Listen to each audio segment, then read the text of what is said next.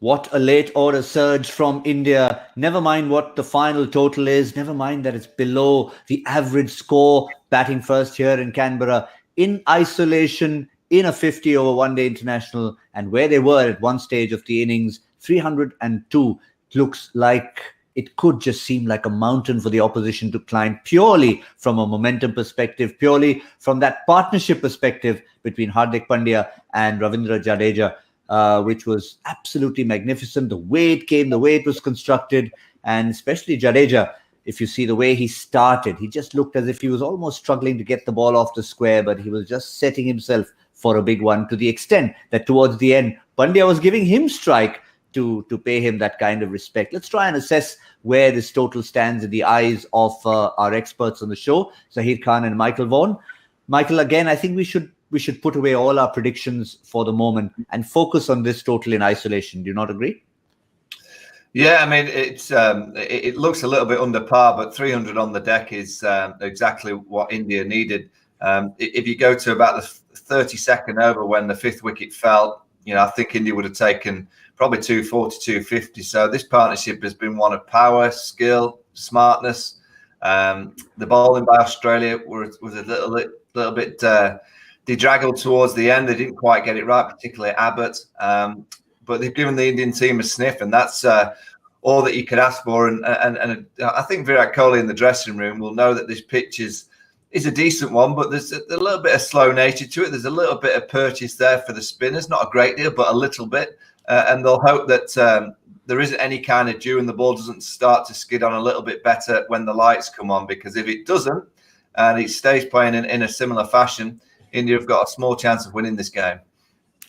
Yeah, and that 150 partnership of 108 balls, you've seen at least one half of that partnership up close. You know what he's capable of, but delivering it on a stage like this from the situation where India were at, full marks to both Pandya and Jadeja.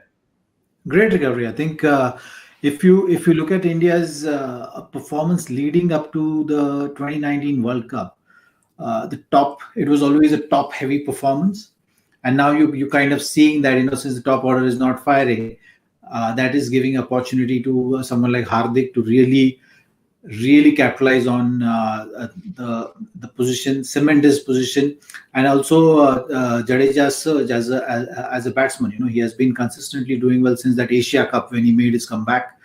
He has really worked on his game. But I think today, when you look at India's innings, the soft dismissals has really cost them that below par total, and that is something which they'll have to make up now. The only good thing is when you look at the Australian bowling card, and you'll see that the spinners have made that impact.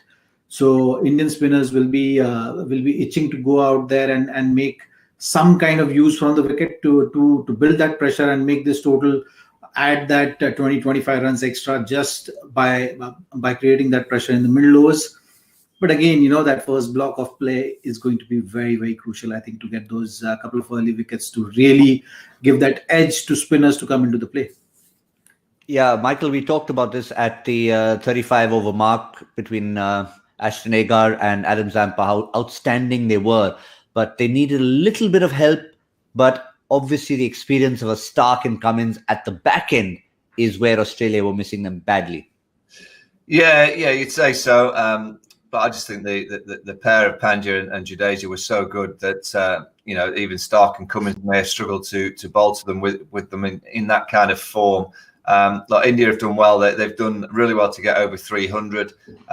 Generally in cricket, the momentum that India have kind of grabbed in those last 18 overs, it wouldn't surprise me if it grabs them a couple of early wickets as well. I just think Aaron Finch will have been thinking an hour and a half ago that he'd be chasing 250. Now he's got another 50-odd runs to chase. Changing the top of the order in Labuschagne going out with him. So a little bit of a different combination for India to deal with. But I always think anything over 300, it may feel like it's under par. It probably is. But anything over 300 it's always a challenge to chase. And someone in that top 3 or 4 for Australia will have to get a big score. The one thing in Australia's advantage today, the batting's so deep. You've got Ashton Agar, Sean Abbott, Cameron Green, Carey. all batting down the bottom end. They've got plenty of batting, but it will take an individual to get a big score. You don't chase 300 by 30s and 40s. You'll need one of your top 4 or 5 to get probably 3 figures to chase down this kind of target. Yeah, just to finish off on Hardik, Zaheer, I mean, again, I asked you in the previous game about the kind of personality he is, almost wanting that ball if he was able to bowl, but just purely on his batting. Let's assume that the bowling stays out of the equation in this particular game if he's not required. Just being able to walk into the team as a pure batsman. And today, at halfway through the innings, we said Hardik will have to play a slightly different role when he started it, and he did exactly that. Exactly. I think him going through that injury phase, which has been through, I think it was the conscious effort made by him, knowing that he's not going to be bowling for a while. So he wanted to make sure that his batting is top notch, and he wanted to prove that he can be fitting into the playing 11 just as a batter. I think that added responsibility has certainly helped him, and he has put in enough work in him evolving as a batter as well. So all in all, I think it's a great sign that he can be actually a genuine all rounder when he gets back with his bowling this full quota of overs across the format. I think that's something which I'm personally very keen on seeing. He's got a great potential, great talent, and he really shifts that balance of any side. So whether you're talking about test matches, ODIs, or T20 for that matter, if he's contributing with bat and ball, that is something is going to be an asset for Indian team going forward. So I hope that he really works on his bowling action. Remodels his action, gets that load off his back. Makes his bowling efficient as well to back what is delivering with the bat, and he's had a terrific series, this ODI series. Yeah, just that persona. I'm going to get one more little snippet out of you, Zaheer. But Michael, just to finish up on Hardik in terms of the technique, we always know he can come and smash the ball, give him 4 or 5 overs. He's that kind of a player, particularly in the T20 format. Here, when he came in, he saw the number of wickets that had fallen. There was Adam Zampa bowling. I think Hardik of old would have said, I'm going to go for it. That's the kind of person I am. But he held on, and they waited for the right time to accelerate. Yeah, and Zach's absolutely right. I think, when you've got all-rounders, when they're fit and they can bat, they can bowl, they can move around the field. Sometimes, when they're in practice, they don't practice enough on the batting or the bowling or the fielding. They kind of just practice a little bit of everything. The fact that he's had to just practice on batting because that's all he's been able to do of late, and also his mindset now, he arrives into the team going, I'm a batsman. And today, I guess if he's an all-rounder who can bowl, he can field, and he can move around, he may have gone earlier today thinking, I've got my bowling to back myself up. But he knew today that he had to play like a batsman. He had to think, he had to be smart. And I'd say the one thing that stands out from me with Hardik Pandya is that he's playing smart cricket now. When you're a young firecracker and you can come out, you can smack it to all parts, you generally do that all the time because you're just young and you've not got the experience and know-how of just kind of trying to manoeuvre an innings. He looks to me like he's got all the experience in his database. I call it the database upstairs, the penthouse, this top 6 inches, the most important aspect of cricket. And he's using it all because today was a very, very clever innings with the power as well. We know he's got the power, but the way that he kind of played so smartly. I just wonder whether this period of not being able to bowl will certainly transcend him into being a great all-rounder in a few years because he's made himself into such a high-class batsman. Both he and Jadeja, I personally would have them in every single team. Clearly, it's hard to get into the top 5 for Hardik at the minute in Test match cricket, but if he can bowl you 10 overs a day, 12 overs a day in Test match cricket, Jadeja as well, I just think they're 2 players who can field well. They've got great energy, great under pressure. They play the pressure card as well as anybody.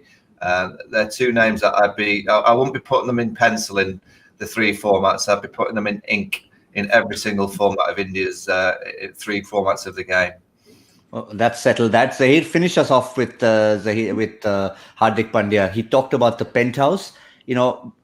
Stay on the outside, he can be misunderstood with all the tattoos and his flamboyance. But there is a thinking cricketer in there, isn't it, Zaheer? JB, we're talking about modern era of cricket. So tattoos is a mandatory factor. It's becoming slowly and steadily in international cricket. I think you'll see all the cricketers having those tattoos. I think we've spoken about Hardik being conscious of staying positive. And that is something which has been his strength. Clearly, this series, the way he has gone about batting, is surely gonna really set a great platform for him going forward in his career. I hope that when before he starts bowling, it shouldn't be like a impulse bowling, but it should be like a proper, well planned come back to his bowling fitness, because it's going to be important that back of his is staying intact and not really overworking, and for that he'll have to definitely remodel his action a bit, and that is something he's aware of. So it's important that he takes those paces and then works his way up in terms of workload, because when you talk about 2023 World Cup, you still have plenty of time. There's T20 World Cup as well. For that also there is enough time. So I think it's about getting that timing right, and staying patient with him, with building that workload. Yeah, fair assessment there, getting an insight into Hardik Pandya. He didn't play the impulse innings, he played with the pulse of what was required in this particular innings, which is something you couldn't really say about some of our young Indian openers. Remember, we had yet another young Indian opener, Mayank Agarwal, not playing today. It was Shubman Gill.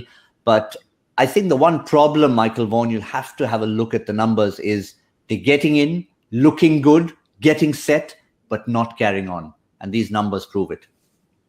Yeah, and they'll be disappointed. I mean, I thought Shubman Gill today looked the class player that we know he is, but he'll have been back in that dressing room and realising there was 100 there for the taking by just playing the way that he'd played to get to over 30.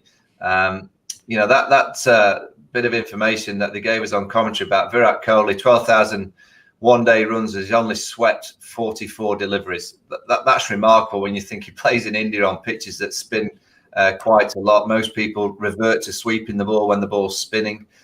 Look, everyone plays differently, but in my opinion, Virat's the greatest one-day batsman of all time. And when the greatest has only swept 44 times out of 12,000 runs, I suggest that Shubman Gill should just take a leaf out of his book. And then KL Rahul came and made the same mistake as a senior player, which was surprising as well. Particularly someone like Ashton Agar, who's not a massive spinner of the ball. If you're up against someone that's spinning it a lot, I think the sweep is a good option. But to someone like Agar that is just going to try and catch you stump to stump, kind of fire one in a bit straighter, it wasn't smart thinking from either of them.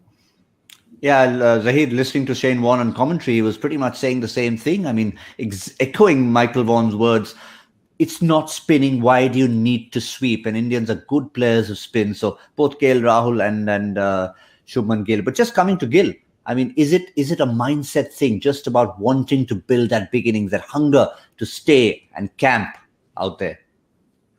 Well, today, if you look at Indian batting cards, especially top order, they did the hard work of getting in the game, but after that, the dismissal has been soft.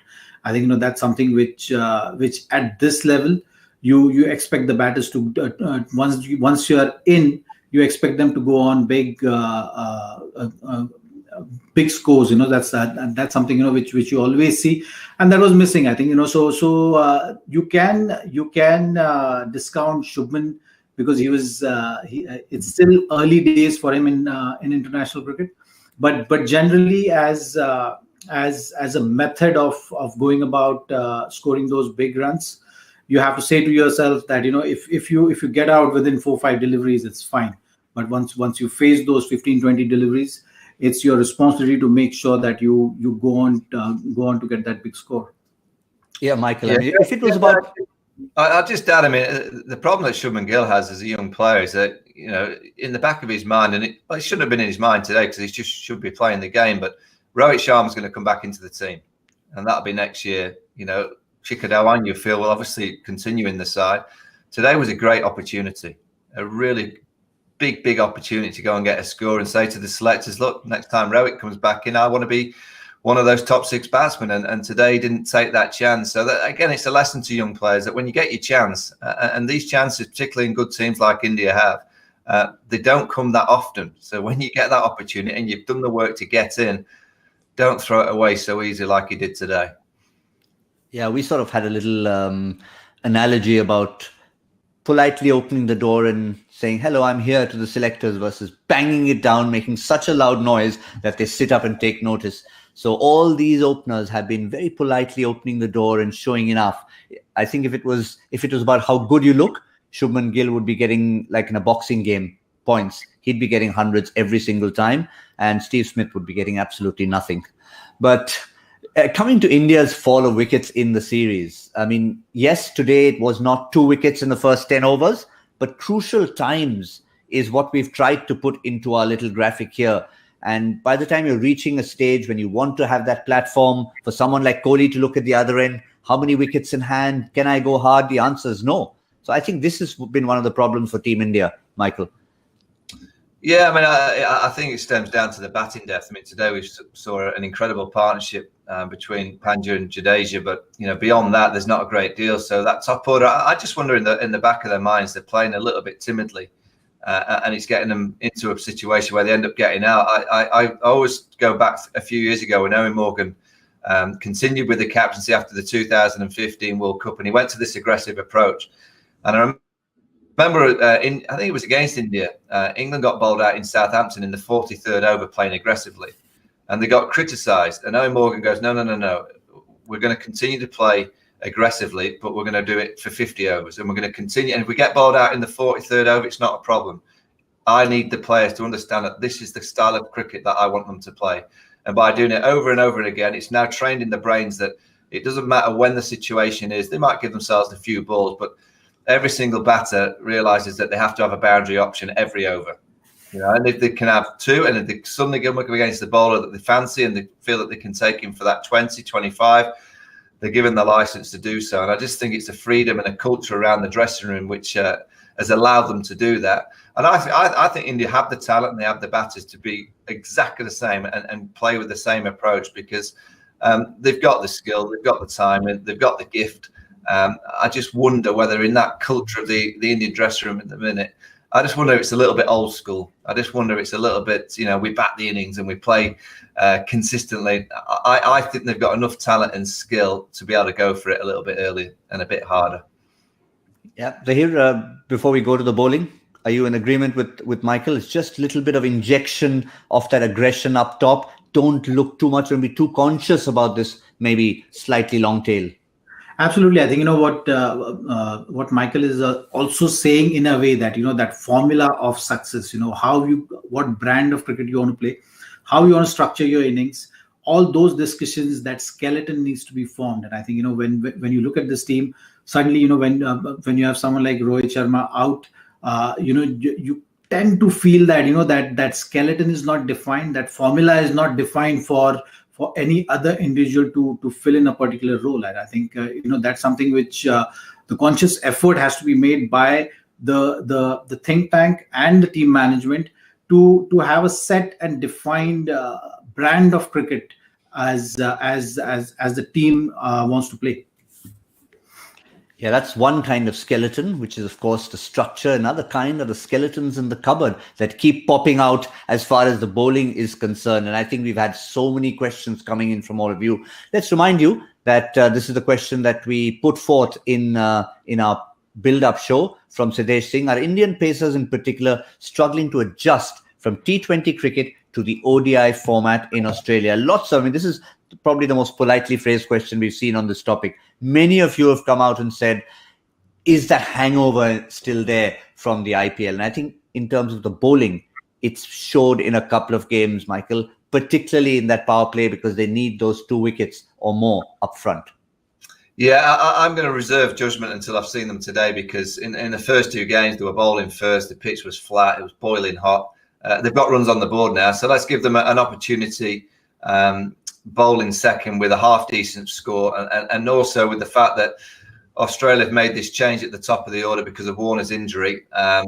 let's just see if it helps them get 2 or 3 wickets in the first 10 overs, because for the first time, really, the Australian batting lineup has been put under a little bit of pressure. And I believe to beat Australia, this is the right way to go about it, by getting a score. They'd have like 30 or 40 more, but by getting a score, I do think you can challenge the Australian kind of think tank and that pressure zone of that batting unit.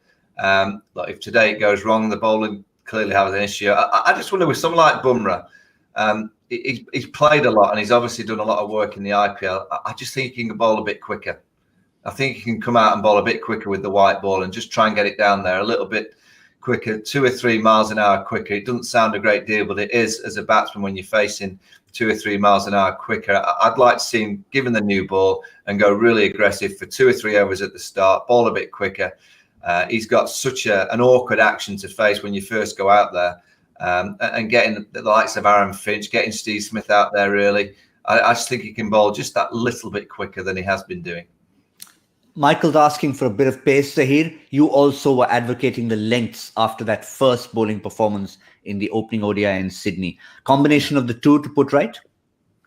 Yes, more than hangover of T20, I think the conditions which were different. The pitches in Australia behave differently. The bounce is different, and that's why that adjustment in length was really required, which so far Indian bowlers in the first couple of ODIs have not been able to achieve.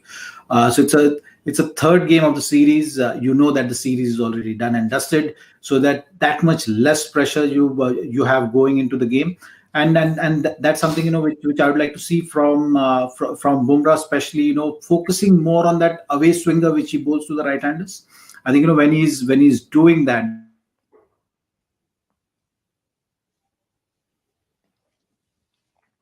Yeah, I'm just going to pick that up as soon as we get Zaheer back to finish his point. But I think we got a sense of what he was trying to say there, Michael, as he pulled up short without bowling the last ball of his over. It was about the lengths and, of course, the pace that you were advocating. Plus, remember, we'll have 3 fresh faces in this lineup. Give him more results, I guess. All right, we got that point in, Zaheer. I was just finishing off, Michael, by saying that in addition to what a Bumrah, who was there in the first couple of games, Shami, of course, started things off. No Saini here, no Yuzvendra Chahal. So 3 fresh faces in that lineup will inject that fresh sense of perspective as well into the bowling attack. Yeah, and also it's 3 different bowlers that the Australians have to think about, and a couple of different angle changes. So I think that's going to help India today. There's a bit of bounce in the surface. We saw Cameron Green get the odd ball fly through to Alex Carey. So I think that's going to help the likes of Bumrah. They've just got to be aggressive. They've got runs on the board. They've got to go out there and really be aggressive for 10 overs to try and say, come on, we're out here for 10 overs. We know we might go for a few runs. That's the nature of the beast. But, these first 10 overs in the field with the ball in hand, it's purely about getting wickets. If you go for 60 or 70 runs, don't worry about that. Just think about Australia being 3 wickets down at the end of the 10 overs. How are we going to go about doing that? What we're going to have to do, the lengths we're going to have to bowl. Zaheer is absolutely right. They might have to get it a bit fuller. And with the odd aggression in terms of the bouncer, particularly to someone like Steve Smith. I just don't think they've bounced Steve Smith at all enough in the first 2 games. I think it's been too easy for him. So lots of aggression, lots of energy, and try and get 3 wickets in the first 10 overs. Yeah, another aspect that we really wanted to talk about with all the rule changes coming about in world cricket, and sometimes rule changes are not necessarily only about what happens on the field of cricket, but the World Test Championship, which of course will play a very significant part, with India playing 4 tests this summer, or this Australian summer, later on once the ODIs and T20s are concerned. But let's just go on to the aspect of rule changes and react to what Virat Kohli said at the end of it all. We were told that points are the point of, the matter of contention for the top 2 teams qualifying in the World Test Championship. And now suddenly it's become percentage out of nowhere. So it's very confusing. It's very difficult to understand why. And if these things were explained to us from day one, then it would have been easier for us to understand the reasons why such a change has happened. But it's happened out of nowhere. And I think the further questions about this should be asked to the ICC understand why this has been done and what are the reasons behind it. Operative word used by Virat Kohli there was confusing, and these things can be confusing, particularly because once something is established as a rule and then changes are made halfway through, sometimes necessitated, it sort of can put you on the back foot, Michael. Yeah, I mean, there's only cricket, in particular Test cricket, can produce something that is so complicated in terms of the points and how you work out the points. I just think it's all far too confusing.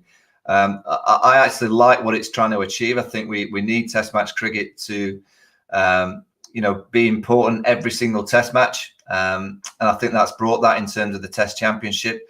I personally would like to see every 4 years, very similar to the end of the IPL, where the top 4 teams qualify to the qualification stages.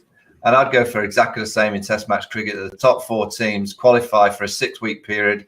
One plays 2. Obviously, you get 2 bites of the cherry if you finish in the first 2 positions.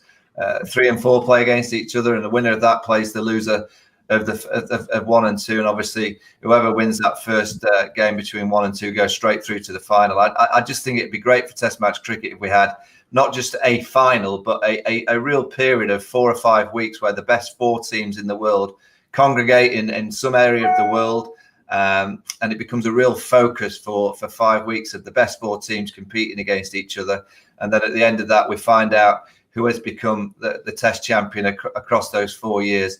I don't like the point situation. I just find it all far too confusing and far too hard for those that aren't Test match cricket diehards to understand. So somehow they need to simplify the points. Definitely keep it. It certainly is something that I think the players enjoy. I think we as fans and cricket lovers can see that there's more of a meaning to Test match cricket other than just series after series. But as I say, every 4 years, I'd like to see this kind of round robin being achieved, where we actually find out from the top 4 teams in the world which is exactly the best team across those 4 years by winning those contests across that 5-week program. Yeah, I'll just get Zaheer in to complete this discussion, because it's yes, sometimes it can be confusing. It can be about the points, the allocation, percentages. At the end of the day, you just want to go out there, focus and play cricket. But it sort of does require this to keep that whole sense of competition going.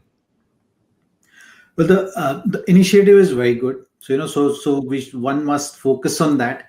These teething problems are going to be there. The point system has been confusing right from the word go. So we just have to live with that. The first season and the first trophy is going to be like that. But I think as we move along in this path, I think things will sort themselves out. You've seen rules evolve. You've seen the clarity come in.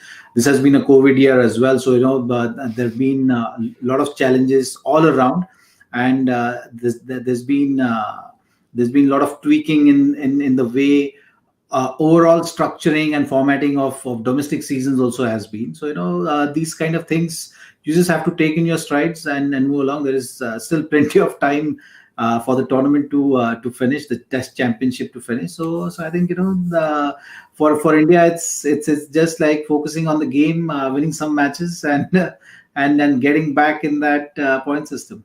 Yeah, the first thing they have to do is try and pick up those points, not in the Test Championship, but at least to remember that even the ODIs have some significance going forward to 2023. Maybe not the critical significance for India, given that they would have technically qualified for that World Cup, but certainly you want to be in the mix over there and allow every game to have significance. Well, we're almost set to start. In fact, we have begun the reply from Australia. Aaron Finch and Manas Labuschagne opening the batting. Little bit of business for us to complete here, because the My 11 Circle badge of honor yet again eluding us. Sometimes we were too low in the first game. This time we all decided and all overreacted, me in particular. I've got a record, by the way, gentlemen. 3 in a row. I've been more than 100 runs off. Sometimes below, sometimes above. But yeah, today was just about less than that, thanks to Hardik Pandya and Jadeja. 72 runs. So, Michael, how are we looking at this response from Australia? Are they going to look at it as a cautious approach? Because at the end of it, 303 in 50 overs is really a runner ball and a bit. Yeah, I think we're talking the first 15 overs, are we? We are first 15 overs. Yeah, I'll go 97. I'm going with what won me the game the other day, so I'm going with exactly the same number. And that's the number which you won with. So always go with the winning formula. That's fair enough. 97 once again. Never do that. Zaheer, which side of that are you going? How many wickets are you expecting? 2. I'm good. 2. I'm going 80 for 2. 80 for 2. Yeah. What about something just about in between? But that wouldn't really make much of a mark, would it? But yeah, that's the kind of figure I was going to go for. So I will stick it in between. Politically incorrect, but for a change, 88. 88. Just slot in 2 fat ladies if this was a game of bingo. 88 is where I'll slot in there. But it's going to be interesting to see Australia's approach with a new look batting combination, India, new look bowling combination. It all sets it up beautifully for the run chase of 303 in the Australian capital. 15th over, Cricbuzz Combox will be back and we'll see where we stand. This has been our mid-innings show. My 11 Circle presents Cricbuzz Live.